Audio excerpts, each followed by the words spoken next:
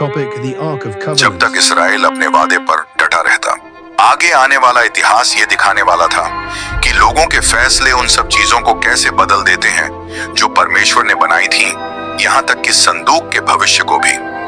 आगे हर कदम में, हर राजा के फैसले में, हर बार प्रभु से दूर जाने में और हर बार वापस लौट आने में इस गहरी कहानी के नए हिस्से बनते चले गए, जिसका अंत अभी बहुत दूर था।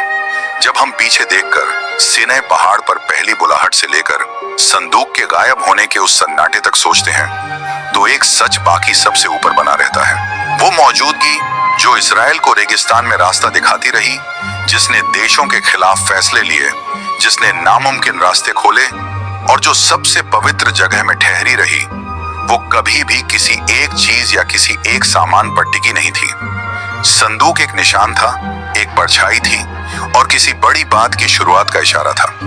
उसके बनने की हर बात, उससे जुड़े हर नियम और पवित्रता की हर चेतावनी किसी ऐसी सच्चाई की ओर इशारा करती थी जो उस समय पूरी तरह सामने नहीं आई थी।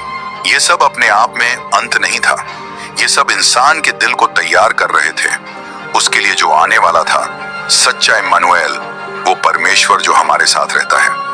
इस कहानी की सुंदरता ये है कि जब मसीह आए तो उन्होंने सिर्फ नियमों को पूरा नहीं किया, बल्कि वो खुद पिता परमेश्वर तक पहुंचने का रास्ता बन गए। जो पहले सिर्फ लेवी लोगों के लिए था, वो अब हर उस इंसान के लिए खुल गया है जो दिल से अपनी गलती मानता है। जो पहले बार बार कुर्बानी मांगता था, वो आज क्रूस पर हमेशा के लिए पूरा हो गया। जो महिमा कभी मंदिर में भर जाती थी, वो अब हर उस इंसान में रहती है जो बेटे यीशु को अपना मान लेता है।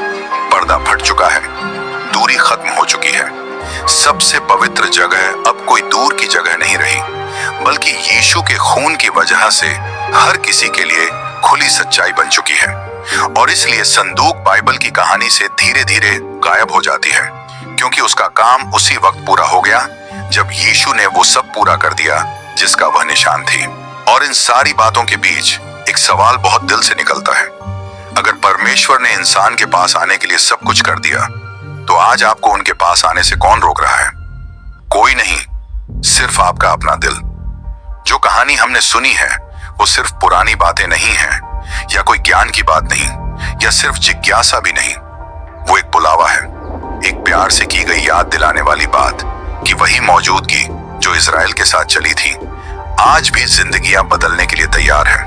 कोई फर्क नहीं पड़ता कोई कितना दूर चला गया हो, कोई फर्क नहीं पड़ता कितनी गलती हुई हो, कितना बोझ दिल में हो, कितनी बार गिरावट आई हो। मसीह वो हैं जो वादा पूरा करते हैं, जो थके हुए दिल को आराम देते हैं, जो अपनी जरूरत मानने वालों को माफी देते हैं और जो नई शुरुआत देते हैं। ऐसी शुरुआत जो इंसान अपने दम पर कभी नहीं कर सकता।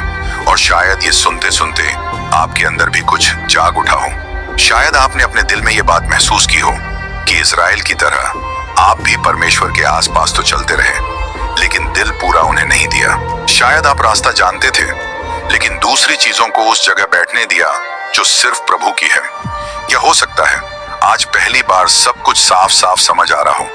पहली बार आप महसूस कर रहे हो कि क्रूस सिर्फ कहानी नहीं, सिर्फ बात नहीं, बल्कि प्यार से खोल दिया गया एक खुला दरवाजा है। इसलिए दिल से, पूरे सम्मान के साथ, ये एक सच्चा बुलावा है।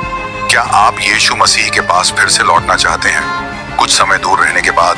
या क्या आज ही एक नई शुरुआत करना चाहते हैं, हमेशा की जिंदगी की राह पर चलने के लिए? दिल खोलिए और कमेंट में लिखिए, मुझे स्वीकार करें प्रभु यीशु, आप ही मेरे एकमात्र और पूरे प्रभु और उद्धारकर्ता हैं। और अगर आपने पहले ही अपनी जिंदगी मसीह को दे दी है, तो कमेंट में आमीन लिखिए, ताकि ये बात और लोगों तक पहुंच सके। हर आमीन एक बीज जैसा होता है जो फैलता है और वहां उम्मीद ले जाता है जहां अक्सर बस खामोशी होती है।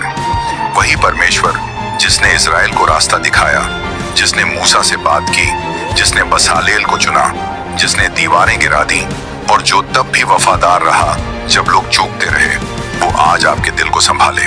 मसीह आपकी जिंदा संदूक बने, आपकी हमेशा साथ रहने वाली मौजूदगी, आपका सुरक्षित सहारा। पवित्र आत्मा आप कदमों को रोशन करे और आपके फैसलों को मजबूत बनाए। और ये कहा